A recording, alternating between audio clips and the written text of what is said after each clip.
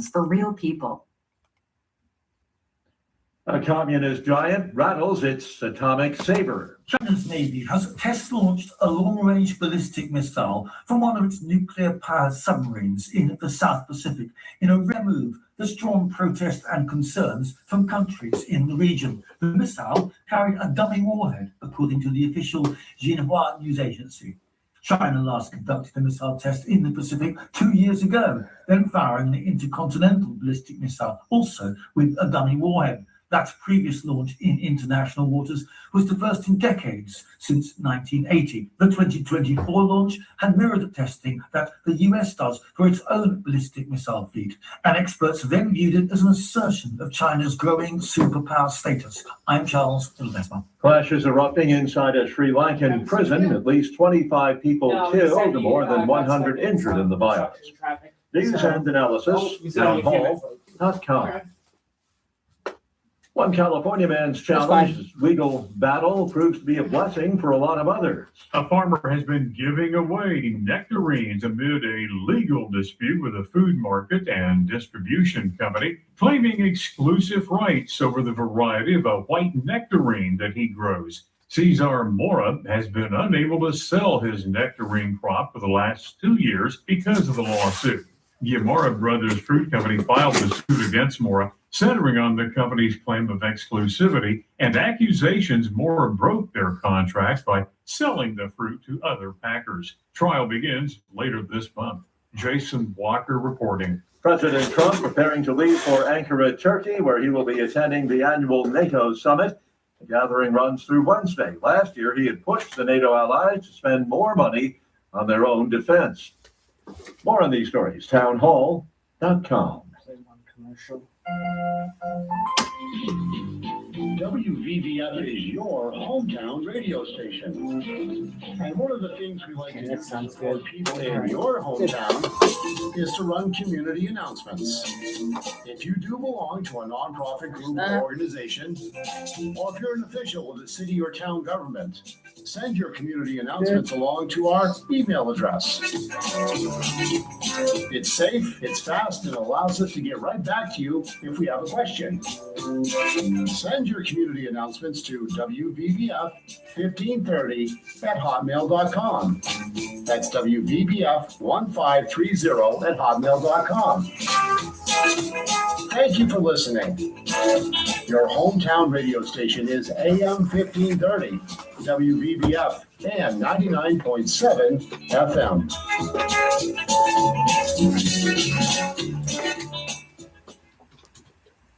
It's time for Middleboro Matters on WVBF 1530 AM and 99.7 FM. Hosted by Joey Driscoll. Call in at 508-822-1106. And now, here is Joey Driscoll with Middleboro Matters. And good morning, everybody, and welcome to Middleboro Matters. I am Joey Driscoll.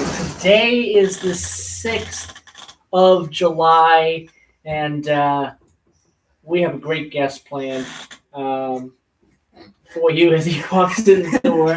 I'm going to put his mic up immediately and say, good morning, Eric. How are you doing this morning? Traffic and construction, huh? Good old Taunton, man. I could not get away from anybody. Joey, well, a lot of traffic and a lot of construction. Yeah. Anyway, this how is are why you? I live in Bridgewater. How are you doing on Happy July today to all of you. I know it's been a while since we chatted. I know you normally don't hear me on a Monday, but due to some summer things going on, I'll be here on a Monday again in August, and then we go back to our usual programming on Fridays. Yeah. It was there's a lot to break down. There is a lot to break down. So we're gonna get to it. And we're there's gonna get so to much that. to talk about. So we're gonna things. Get to that throughout the show today. Open phone lines 508-822-1106 is the number. We're gonna start off with a little bit of minor league baseball. Now, why I want to start off with this is over the past week or so, on my vacation, and I told Eric about this as well. Yes, you did. I went to a minor league baseball game. Now, I was in Florida, and where I am was Holiday, Florida, and pretty much right down the road. It's a quick little ride, about a half hour or so down the road on 19. There's a couple of towns. One, you have Dunedin, and the other one, you have Clearwater. Dunedin is, of course, the home of the Dunedin Blue Jays of the Florida State League. And then Clearwater. Clearwater is the home of the Clearwater Threshers, who are the single A affiliate of the Philadelphia Phillies. And on June 30th, I believe it was, went to go see a baseball game. It was a Tuesday evening baseball game. It was the Clearwater Threshers taking on the Fort Myers Mighty Mussels, who are the single A affiliate of the Minnesota Twins. Great game. And what I want to say here is I recommend if anyone is going to go to a minor league baseball game, do it on a day where they'll have $1 hot dogs or $1 popcorn or soft drinks or anything like that. Do it on a day where they have $1 days. Very, very good experience with that as well. Very cheap as well. Tickets were $15 a ticket, $15 a seat. Very, very good prices there. A little bit cheaper than the Binghamton Rumble Ponies last season. So that was fun as well. The game itself, pretty competitive stuff. Pretty competitive stuff. Both teams are very, very good. And it came down pretty much to the wire. Clearwater did lose to Fort Myers, but it was a very close game.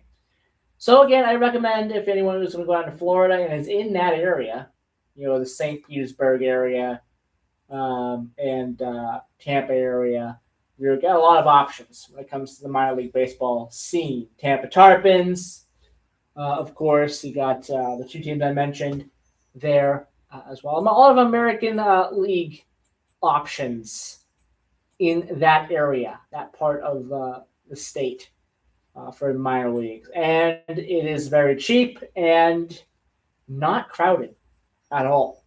So Tuesday night game, I would say official attendance set about 2,500 people. It didn't feel like it. Definitely didn't feel like it. It was not packed at all. Not very easy to get around the stadium. Very nice stadium, by the way, as well. So there you go. I wanted to mention that. I wanted to talk about that because that was something I found that was pretty good. I'm going to ask Eric. I'm going to pose the question to Eric. Has there been any minor league baseball games, Eric, that you have went to where you've gone to the game, you've sat there, you've watched the game, you've experienced the stadium, and you come away saying, this is a place I want to go to again and again and again in the future? Yeah. Polar Park.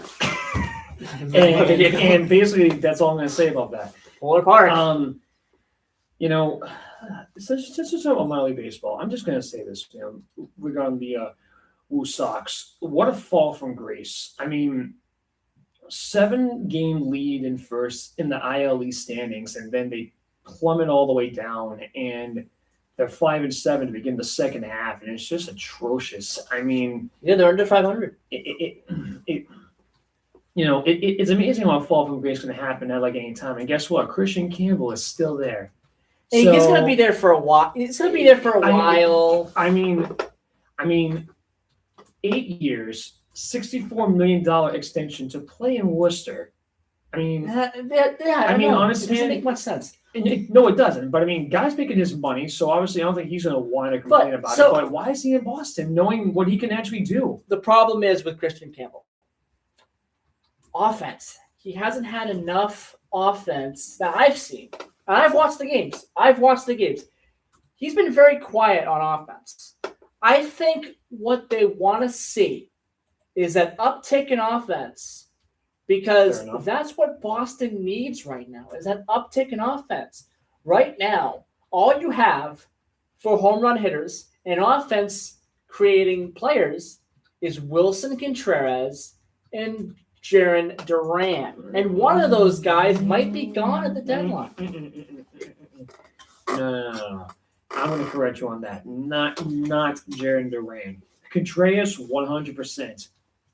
But there are a few names I'm going to put in front of Duran. Over the last few weeks, definitely Duran. Yeah, but Likewise. overall so far this season. Overall, yeah, it's been a down year. Overall this season, I can put William Abreu in front of him. I can put Rafaela at times in front of him, and especially with his resurging return from the IL that we have missed him so much. Romy Gonzalez, his first series back from the 60-day IL where he didn't even start in spring training. This guy was a monster in Anaheim. However, Duran, he is an asset. The only problem is his immaturity on the field. Flipping off fans, poking holes in certain situations that it doesn't need to be poked holes in. I mean, listen, we all know about Duran and the suicide attempt from 2-3 years ago, and he made it public that he has gotten a second chance and that he's taken it by the horns and he's run with it ever since.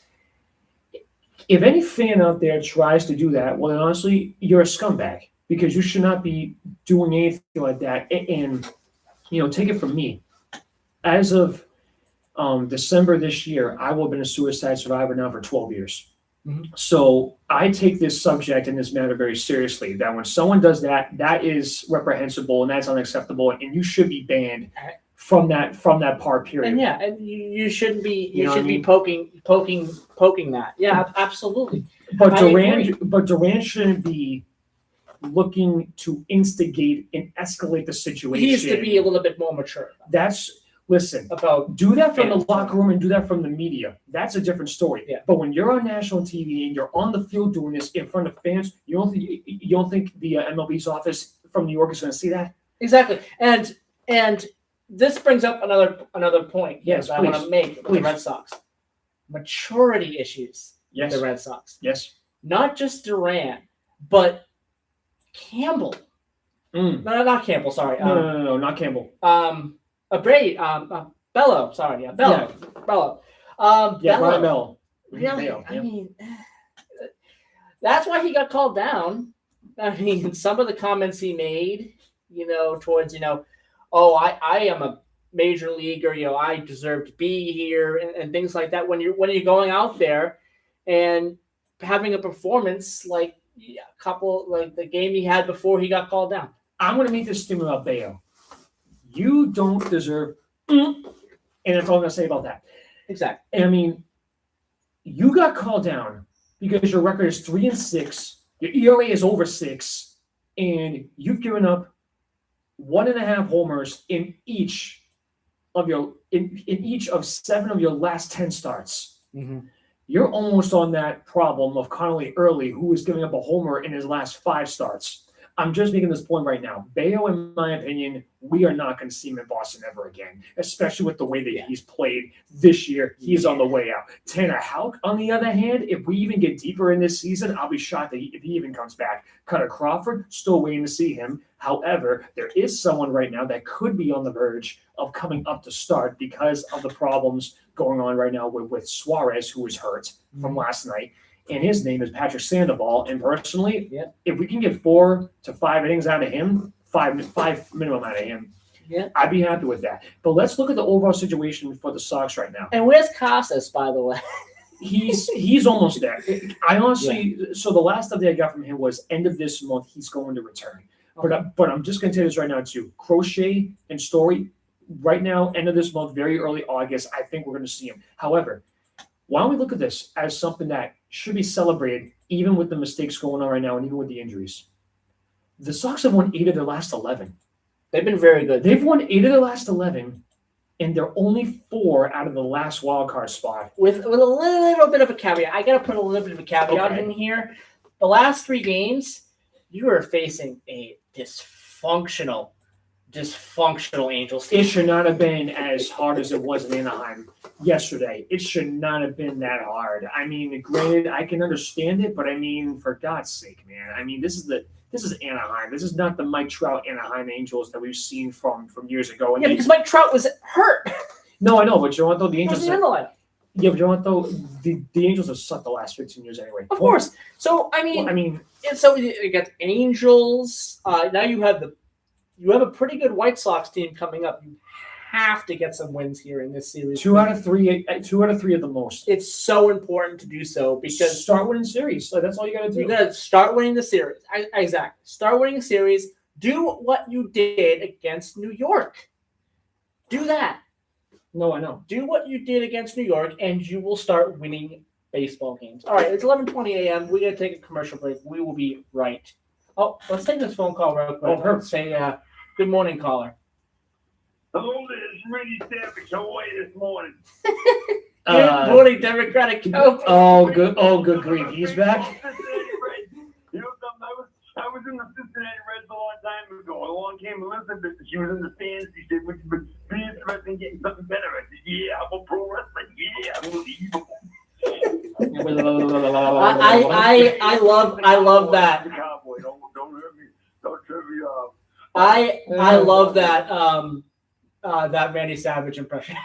Oh, good grief. That's hilarious. Honestly, How are you doing, Democratic Cowboy? Oh, I'm doing this. I had kind of a funny 4th of July. As I told Ron this morning, Mhm. I said the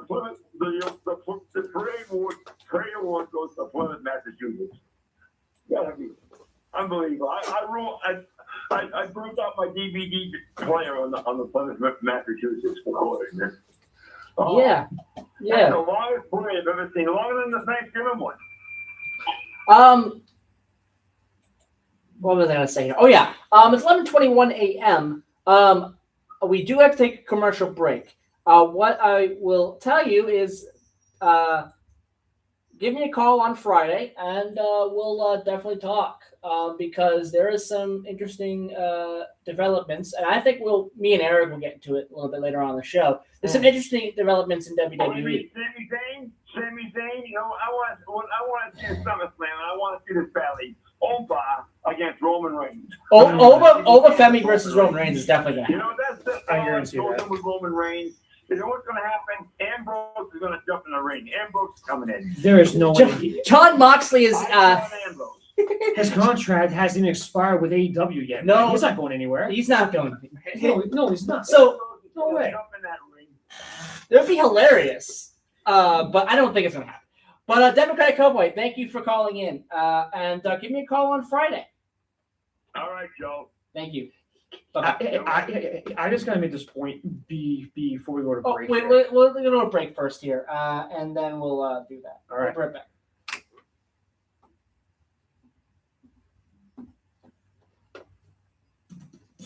No, John Moxley is under contract until next year, and he will resign with AEW. He's not coming back I to feel stupid. WWE at all. He doesn't go back there anyway. No, he doesn't. So as I was telling you, Yeah. first Monday of August, which is the 3rd, the day after my birthday. That's when I'll be back, and then we'll go back to the Fridays going forward once we get back into it. have been taking on Yes. home improvements this year. There's a lot going on right now for summertime that Oh yeah, no. I gotta be working. So. We will talk about what's happening with you in your summertime stuff. But the point I'm going to make when we come back from break is White Sox are way in front of you in the wild card, and the Mets are on the Angel level. They're horrible. These final 6 games that you have, it would be a holy crap moment if they can win 9 in a row right at the break. That's momentum. Like if you can get these 6 and get 9 in a row, dude, that's something to build here. I mean, And it's not impossible. no, it's not impossible. Because you have the I Mets mean, and they've you had have the 5 Mets in a and the row. White Sox. You know what I mean? Like they won 5 in a row before they lost back to back to the Nationals. I mean, I think they can do it. Yeah. I mean, like honestly, who's starting? I don't know who's starting for us during this series anyway. But I mean, we're not that bad. Well, I mean, Okay. We're not. We're improving. Yes. We're bad, but we're improving. We're bad, but we're improving. Yeah. Exactly. So So we'll see what happens. totally starting. there. So totally starting Tuesday. Okay, that's good. Jake Bennett on Wednesday. That's very good. Jake Bennett shut the Yankees down. And That was then awesome. and then it might be Sonny Gray Thursday. Also, how the hell is he not an All-Star? 10-1, 2.34 ERA. How is he not an All-Star? We're back. Yes, I just ranted. Sorry. Good question, Eric. Why is Sonny Gray not an All-Star? I mean, if you listen to these numbers What? of Sonny Gray, he's 10-1 with a 2.61 ERA. That's the lowest ERA among all starters on this team. But guess who got picked over him? Ranger Suarez, who's 4-3, 3.15 ERA, and Chapman, who's 0-3 with a 2.36. Even though he had the one blown save, and that wasn't his fault. And then the one save he had, that was his fault. And Suarez got hurt, so he might not even be able to play in the All-Star. I'm just gonna tell you That's this. ridiculous. I'm just gonna tell you this right now. If you wanted me to pick the All-Stars, in my opinion, here are the All-Stars that I would have picked. If you could only pick two, Contreras and Gray. Contreras and Gray. Those are the two Bingo. that I easily would have picked for the All-Star game. I mean, And you know what? And Chapman. Put Chapman in there too. Chapman has had a pretty good year, but he has, but you know what though? He struggled keeping leads, but one of the blown saves was not on him, but the other one was. However, speaking of Aroldis Chapman, we need to extend a huge congratulations because he is now the leading reliever in MLB history active with the most relief strikeouts. Okay, I gotta ask you this. You might laugh me off the Fine. the air with this question. Okay, fine. But should we start having the conversation with when it comes to Aroldis Chapman versus Jonathan Papelbon? Should we start having that conversation? Hey.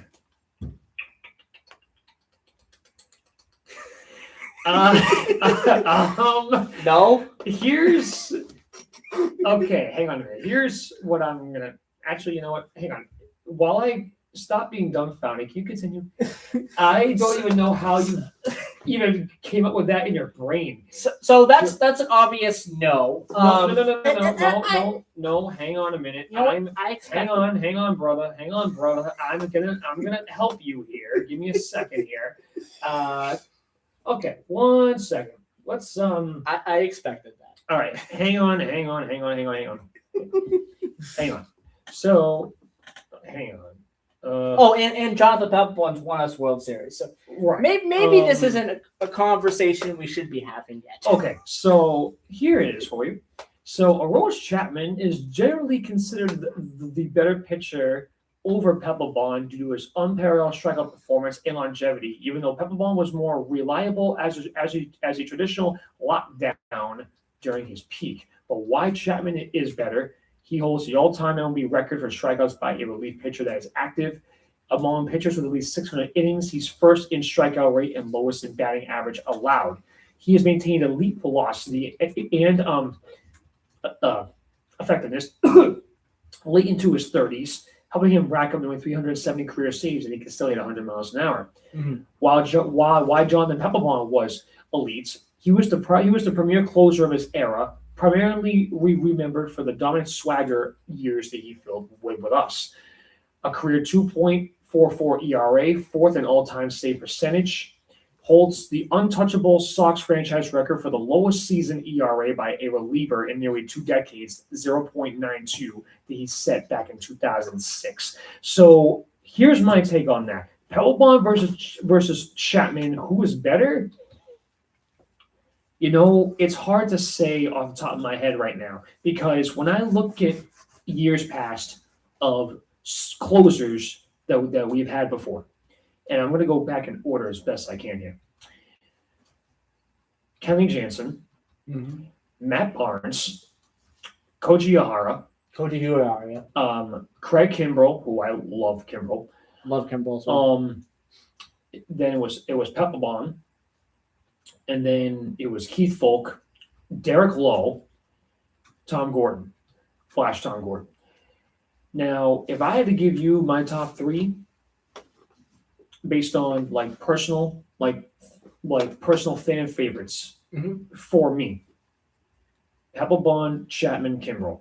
Okay. And I say that's my three in order based on fan popularity, what they did in the community, on the field dominance, off the field leadership, and overall good human beings. All right. And I just say that for their tenure here. I'm not talking about what they did outside of here. I mean, like just for here in general. But in all seriousness, to wrap this Sox segment up, because I'm just going to tell you this. White Sox, there will be a challenge. Yeah. You're off today. Look at this series and understand what you got to do. The three with the Mets who are atrocious.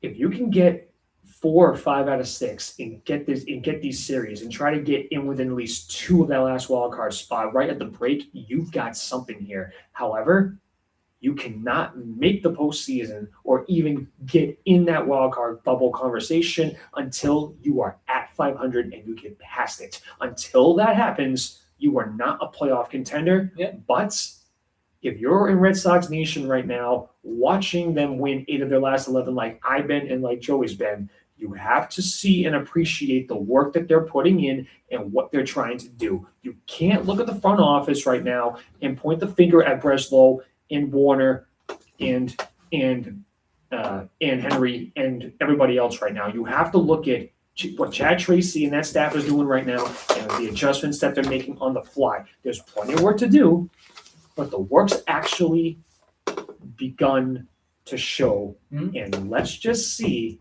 with 6 games left before the break, where they will lie. I'm skipping the news here because we don't need to play it. So my opinion on the Papelbon versus Chapman We're still on question this. here. Oh, well, I didn't give my answer. Oh, sorry. I didn't give my answer. Sorry. I thought you were asking me. If you're just on the Red Sox alone, it's Papelbon. Yes. Easily. I agree. Papelbon. I agree. Career-wide, a little bit of a closer question because I would say Chapman's been amazing.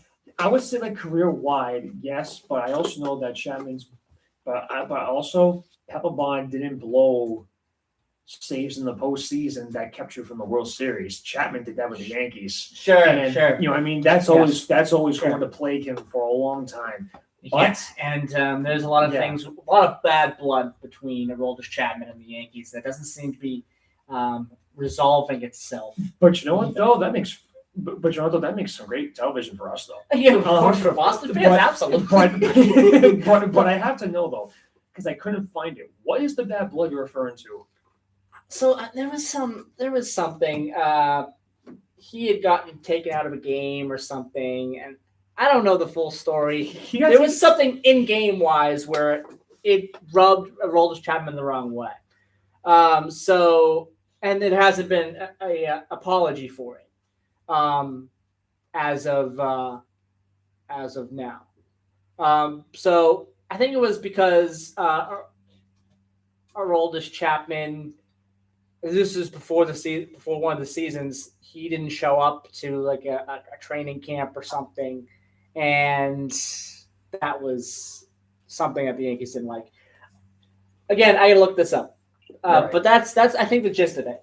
So when it comes to the Red Sox, they're within striking distance. They gotta. These next 6 games are important, like you said. Yeah. The White Sox and the Mets. If you can sweep, that would be really ideal. But I don't think you're gonna sweep. At least getting 4 or 5 wins here gets you within striking distance. But everyone else needs to lose, though. But what you need to do is when we get to August, you do not be sellers. Mm.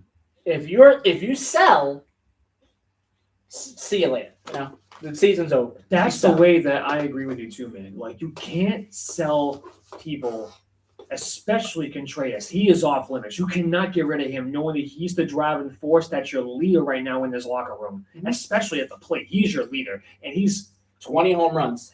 I mean, dude, last night he rubbed off on Yoshida, who secretly had a 3-hit game, Duran, who hit a bomb out of here, Rafaela and Abreu, who stepped up again, but also Romy Gonzalez. I'm telling you right now, people in Red Sox Nation are going to have missed him so much. I'm telling you, he has a secret kind of power at the plate and an IQ of awareness on ball direction and hitting it that you can't teach. No. And with Contreras, I think he is very quickly becoming the locker room leader Yes. that the Red Sox have needed all season. And if we can get Roman Anthony back, if we can get Meyer to heat up like he was at the time, Get then Crochet back. we Get Story back. exactly. Then we have something. If we can get, maybe even get Arias up here. Because at this point, Franklin Arias. Franklin Arias. Yeah, Franklin Arias. Just rip the Band-Aid off when it comes to, bringing them up. Just do it. Don't even bring him up to Worcester. Bring him up immediately to Boston because I think he's ready. I honestly believe he's ready because the season he's had in Portland is insane. Absolutely insane. Pull his numbers up. He's going to be I will. We'll take a break here in a second. I'll do that. Yeah, pull his numbers up. But his numbers have been insane. He's in the All-Star game for the minor league. We're going to talk a little bit about that too. We're going to talk a little bit about the organization, the farm system in general here coming out of the break. Yeah.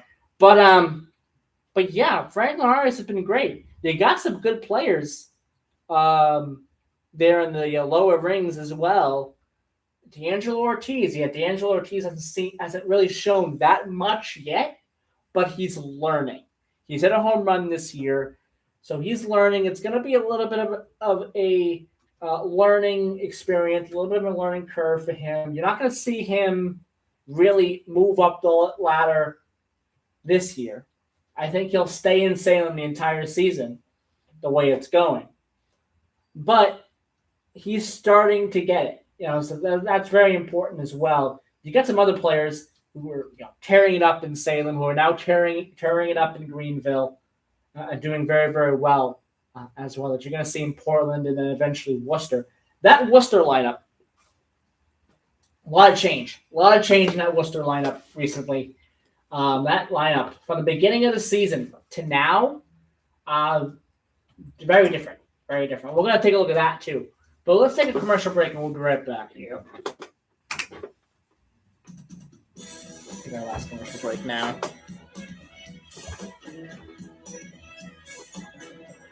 I mean, we also have to keep this in mind too.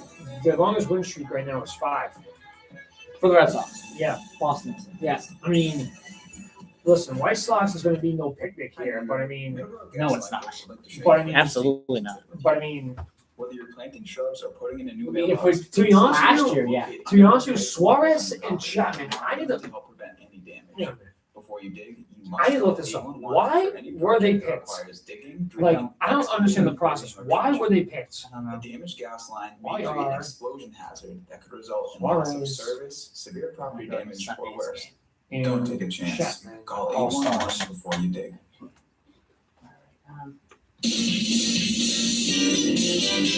Hi, I'm Chris Keach of the Morning Wake Up News here at WVBF. Okay, how My does good friend Joey Okay, Driscoll that's has an freaking amazing sense. program all about Middleboro Sunday mornings from 7 a.m.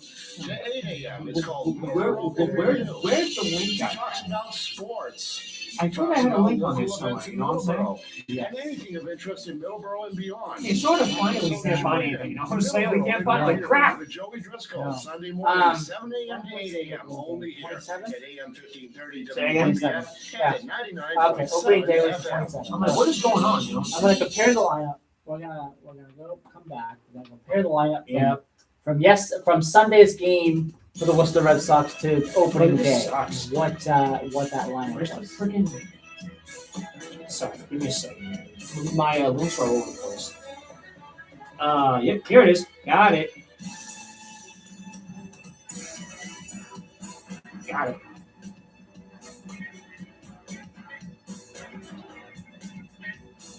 Here we go. Coming back. Yep, got him. All right, we're back. It is 11:39 a.m. So what I wanted to do here, talk about it. This is becoming a majority baseball hour, but there's a lot to talk about with the Red Sox. Yeah, we're going to talk about the Celtics here in a second after we get through this. So Yeah. well, keep your radios on for that. We got some thoughts. Yeah. I know. So, all right. The Worcester Red Sox. Now I wanted to go over what their lineup was opening day. Opening day was on March 27th. Okay, and it is now we're now 3 months, a little bit over 3 months past that now. That was second half of the year now, and things like that. So Eric, here was the lineup for Worcester. Okay. On March 27th, opening day. Sogard, Campbell, Gaspar, Eaton, Romero, Castro, Chang, Thice, and Ward. Okay. So that was your lineup for game number 1. Your lineup for game number, what was it? 83. What are you referring to? Which was Sunday. All right, so for game 1, I just gave you the lineup. Okay. Game 83, which was Sunday. This was the last game of the Mets series. Okay. When it comes to that, game 1 was against the Mets as well, the Syracuse Mets. So This is interesting. So game number 83 of the season, which was Sunday. The lineup for the Worcester Red Sox was McDonough, Capra, Gaspar, DeLay, Castro, Kinzer, Campbell, Harris, and Ferguson.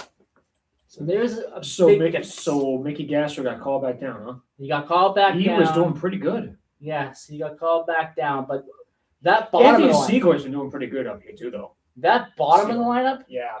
Kinzer, he wasn't anywhere near this team to begin the year. No. Harris, who? Ferguson, I believe Ferguson was in Portland. Oh, hang on.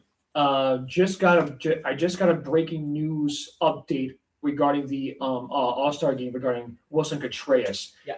No Boston musician players made the All-Star team for the AL, but Contreras is high on the list of alternatives if any ALs drop off, and that may include Suarez.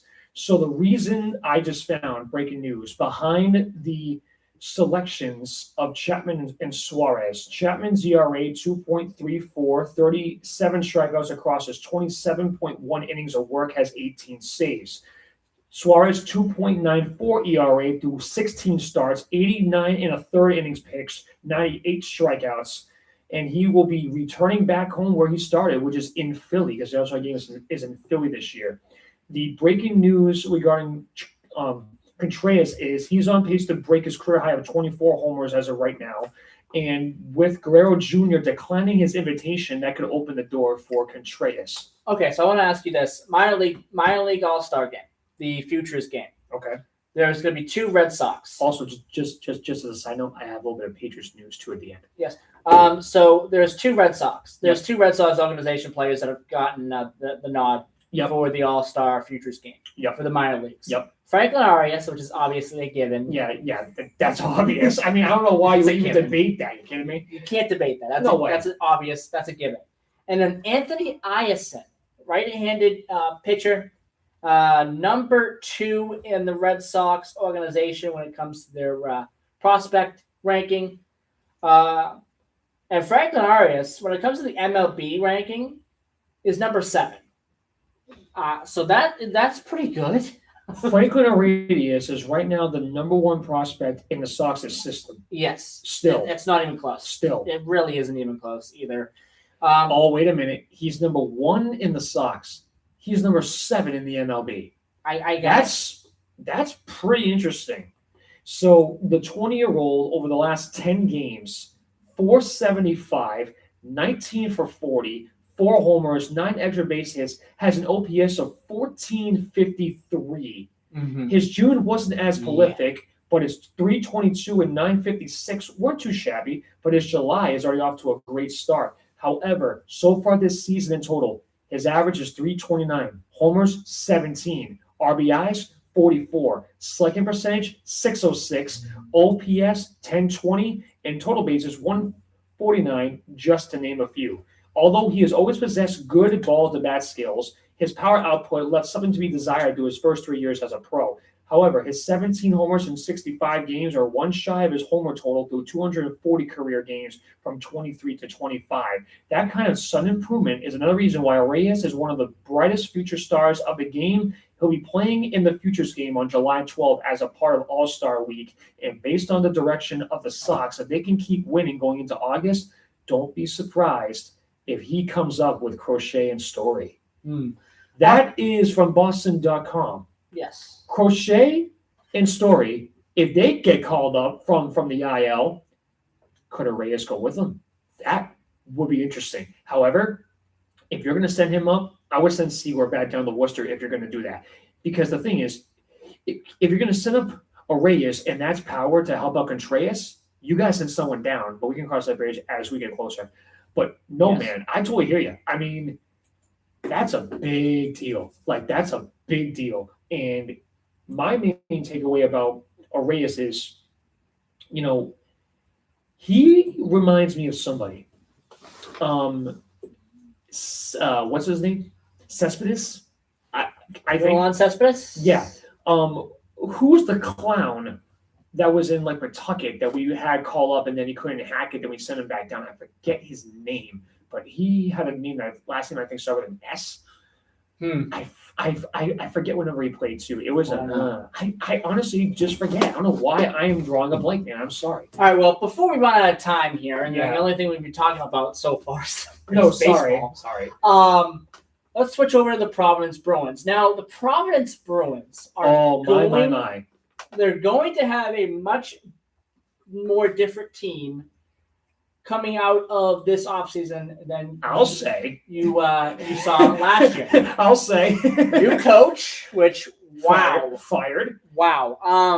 That was easy in my opinion. I mean, you have the greatest regular season in the history of the organization, and you let Springfield dog walk you. Goodbye. Exactly. Goodbye. Bye-bye. Yeah.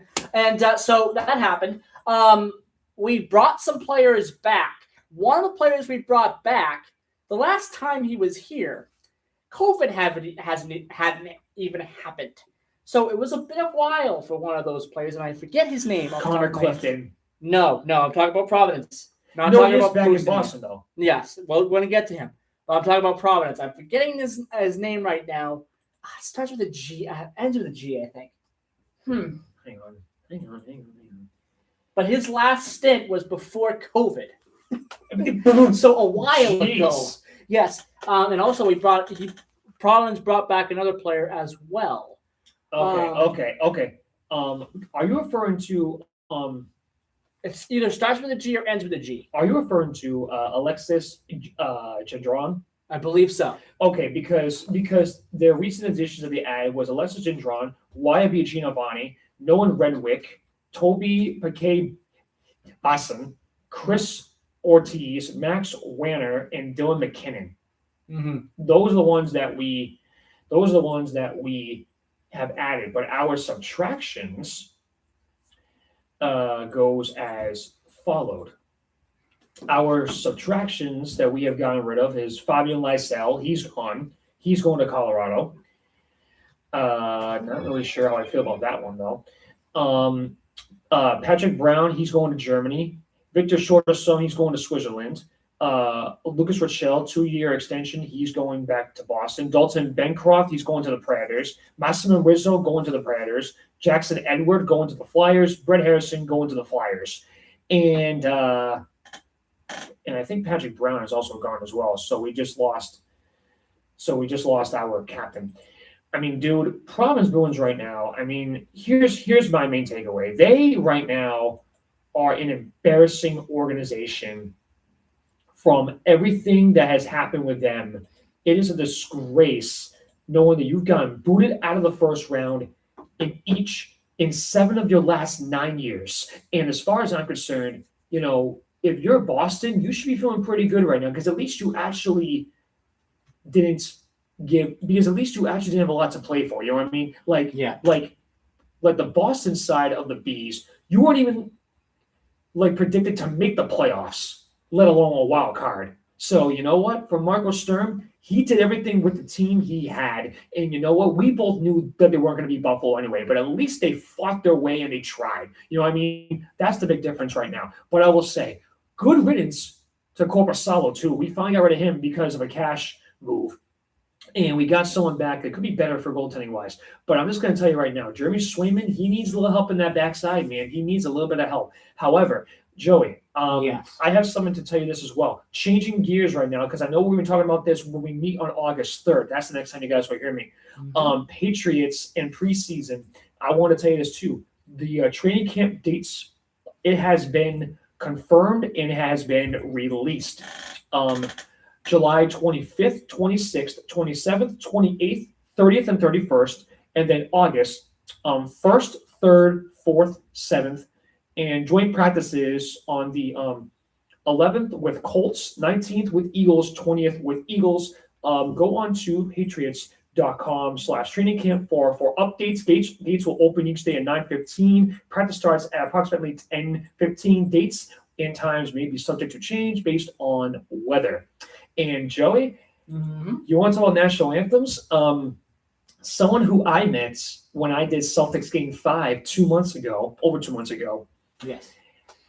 Are you familiar with the name Steve Burton? WBZ Steve Burton? Yes, I am. He is, dude. I need you to look at me, please, because this is a big deal. Like I need you to look at me when I tell you this. Go ahead. He is legendary in Boston media, especially for Patriots coverage. Mhm. I guarantee you'll be in the Mass Broadcasting Hall of Fame. Oh, easily. His daughter, Kayla Burton, who was with the Celtics post game on NBC Sports Boston, that I actually have met twice now, who actually noticed me and remembered me for when I was there for Autism Night last year, and gave me a really big hug and chatted me for like 5 minutes. I never recorded the conversation. She is engaged to special teams coordinator of the past, Jeremy Springer. They are officially engaged, and honestly, I just had to give the Burton family some love because on that night, Joey, I got to meet Steve Burton as I was walking over to my post to do my sound check inside of the Garden right before Game 5. And I got to shake hands with Steve Burton. I got to chat with him for like a minute or so. And my dad recorded that conversation, including the conversation he had with him, because over 20 years ago, when he was in broadcasting, he worked with his brother. And I just have to give a shout out to the Burton family and say huge congratulations to Kayla and to Jeremy Springer. And dude, I'll tell you right now, and you have to hear me when I tell you this. Kayla Burton, Steve Burton, I'm telling you, you rarely in the Boston world today, really media, meet decent people that are not full of themselves, full of ego, full of pride, and to us who are like civilians in a way, according to them, who, if you can see my parentheses, real jobs, you know what I mean? Yeah. They actually won't take time to talk with you and say hi to you. Steve and Kayla Burton, man, they are just some of the nicest, most down-to-earth, genuine people you will ever be honored to ever meet in your life. And I'm telling you, dude, if I ever get the chance to go back to the Garden again and pull off the hat trick, I mean, it would be the funniest thing in the world if the 3rd April in a row next year in 27, I go back to do Celtics again. but that would just be the funniest thing if I ever saw him again. But I just had to give that shout out and give him some love. All right, I gotta ask you here. Moving on to the Bruins. Yeah. Sorry. So the Mammoth got fleeced by us. JJ Patakara I believe is how you pronounce the name, Yep. is with Petticara. now the Bruins now for 2 first-round picks as yeah. well. Yeah. The Mammoth did get somebody from us, however.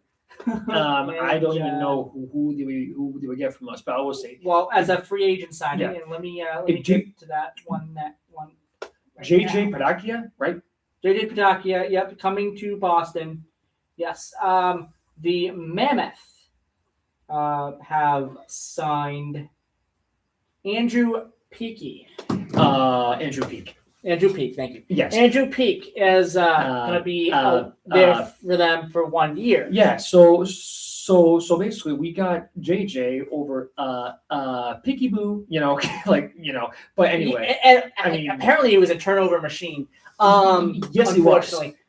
So JJ Padakia. have fun, Utah. Yeah. Um, JJ Padakia, honestly, dude, I think this is a great move for us because one of the issues that Don Sweeney stated in his end of season press conferences, they need help on defense, Yes. but they also need goal scoring and they need speed and physicality down low and on the boards. And I think JJ Padakia, that is a good move. He's 24 years old. I think we signed him to a 4-year deal. And I think that is a big move for us. Put him on the line with McAvoy, put him on the line with Pasternak, and that is a weapon to use right there. However, I'm telling you right now, Bruins-wise, if they're listening, defense is needed to save you right now. Swayman did more work for you than he should have done, and that's why we were losing as bad as we did. And you are lucky that we even got into the first round to begin with, because we were supposed to not even make the postseason whatsoever because of how terrible we were. How did we make it? Yeah. How did we make it with 100 points and our team was so underwhelming? Exactly. So, all right, we have 4 minutes. I know. Sorry, And- I'm rambling here. We have 4 minutes, and we need to get to this last topic. And I already know what it is, so let's Because do it's it. I very already know what it is. All right. Brown's gone. Bag of chips. For a bag of chips, basically. I'm Now, not saying that. That's others. so, okay. Basically, the 76ers got Brown. Correct. Okay? Everyone's saying they won the trade. Sure, fine, okay. Yeah, fair enough. Whatever. Okay? But I'm going to make my case here to say that the Celtics did not get fleeced here. And here's the reason. The draft picks, Yep. so that's building your future Yep. right there. Yep. And veteran presence. I agree. Paul George isn't going to be amazing for you, okay? No, he's not. And he might not even. This would be a mistake if they do trade him, honestly. We'd be lucky to get Unless- 50 games out of him, dude. Unless you get somebody big for Paul George. If the trade-off for Paul George is somebody big, like the guy from New Orleans. Once New Orleans stops... Zion Williamson? No. No. Sorry, was I thinking of someone else? What's his name? Someone on the Pelicans. I'm forgetting his name off the top of my head right now. I don't know why. Yeah, I know. I forget. But the problem is with that is Yeah. the Pelicans are asking, basically for the Empire State Building What for are this you? guy. The Empire State Building? Yes, 3 first-round picks they're asking for Who? for Who? the Pelicans. The Pelicans are asking to trade this player. And let me tell you exactly. Are you saying that they're in conversation with the Celtics on this player? They are in conversations with the entire league with this player. Okay. And So tell me. it Yeah. is So tell me this name. Trey Murphy. Okay, hang on a minute. Two first rounds he's worth, not 3. Trey Murphy is a hell of a player. He's a great player. They were asking for 4. Oh, he's not worth 4. Are you kidding me? Brown was worth 4 first rounds. What? Okay, hang on. Listen, man, I have to just get this off my chest because I feel like this is just because I feel like we're gonna laugh all the way over to our cars. All right, so what do you think, Brown? What do you think? Who won the trade? Oh well, 76ers or Celtics? I mean, Philly definitely won that trade, knowing that they get help because of the player that Brown is. But I will tell you though, Mitchell Robinson that we got from the just finals winning champions Knicks. I'm telling you, Mitchell Robinson is a big boy, and I'm telling you, after that $55 million extension that we gave Kata, my main issue with the Celtics was defense, physicality down low, high pick and roll, and protecting the rim. They couldn't do any of that when Embiid came back. You had them on the ropes up 3-1, and then you let them dog walk you in the fourth quarter of Game 5, and unfortunately I was there to witness that. And I'm just telling you right now, don't judge a book by its cover, okay? Brad Stevens, I guarantee he's not done wheeling and dealing. I guarantee he is far from finished. But I'm telling you right now, if there's someone out there that could be beneficial for us, I would take George in those first or second rounders and get rid of him and get someone big if it does make sense. I'm telling you right now, though, our future is not in those picks. It's in Pritchard, it's in Hauser, it's in Kata, it's in Garza, it's in Gonzalez, and it's with White. That is our future for the next at least 3 to 5 years until we can figure things out. The C's will still make the playoffs regardless of this move. And George, he's got that veteran presence. If he stays on the team, that is a huge win for the Celtics because veteran presence. Veteran leadership. We don't have anybody of that, man. No, we don't. So you honestly can't put Tatum in there. Honestly, Tatum and Brown, they don't count. They're not veterans. Paul George was here in the beginning of the last decade in 2011. Yeah. You know what I mean? Like he's here for so long now. And one more thing. Yeah. The 76ers do not win that trade unless LeBron James signs with Philly. And that is not happening. I don't know where LeBron is going to go, but I guarantee come August 3rd, I think we'll find out by then because that's when training camp starts up again soon. I think so. You don't have enough. You don't have enough on the 76ers. You do have Brown now, which helps you. Right. But you have some other players who love to get injured. So the 76ers... Maxey and Embiid. Yes. As well as Whitcomb. So you didn't win that trade, I don't think, 76ers. I'm just going to tell you this right now before we get out of here, and everyone can rip me off on this if you want. Philly got embarrassed and swept by the Knicks, who won the NBA title this year. You are not a finals contender, and you are lucky if you can get out of the first round again. They got lucky on us one time, one season. I'm telling you right now, mark my words.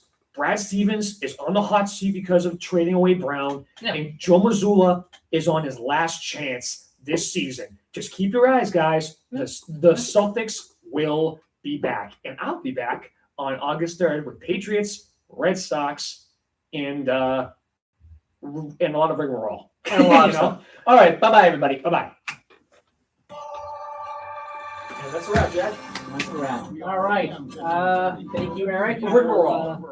I will see you on August 3rd. August And then 3rd. and then once we get through that, I'll be able to, and then like September on, the Fridays will be a lot easier for me because I just can't take time off of work right now. That's all. Sir, good to see you again. Good to see you, Eric. Oh, and by the way, I'm sorry I didn't give you any anthem updates, but hey, listen. No, we're Hey, going listen, to talk next about your month big... Next month, I'll have a big story on that because the majority of my schedule will be done. So. And we're going to talk next month about the big one. Oh yeah.